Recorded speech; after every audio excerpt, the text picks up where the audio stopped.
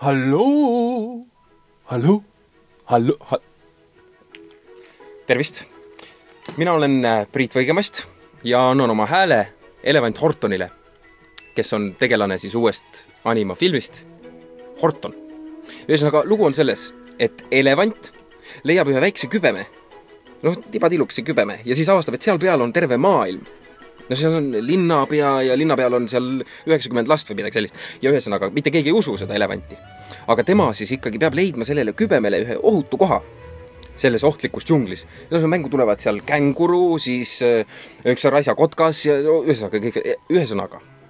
Kuidas see kõik lõpeb, seda saate näha alates 14. märtsist kinodes. Superkinodes. Halloo! Filmi Jääaeg loojad kutsuvad sind maailma, mida sa ei suuda ette kujutada. Halloo! Kes seal on? Mina olen Meer. Ma ei tea täpselt, kuidas seda teile öelda, aga te elate kübemes.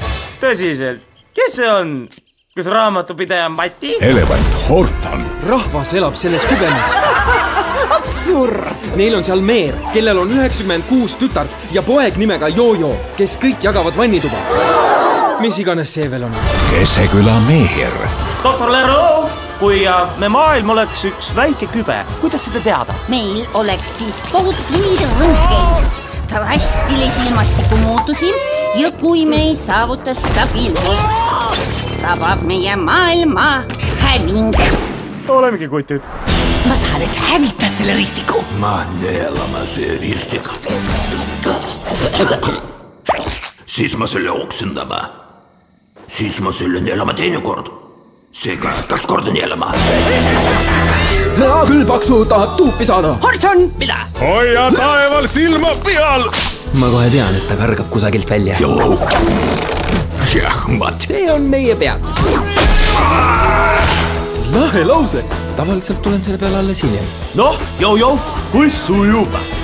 Kallis, mine palun tuttu, issil on närvivapustus.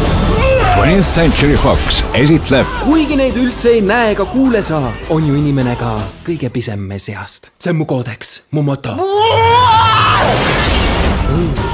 Kõigest kukkumine kindlasse surma. Horton. Ärge kartke, Keseküla elanikud. Olen kerge nagu sulg.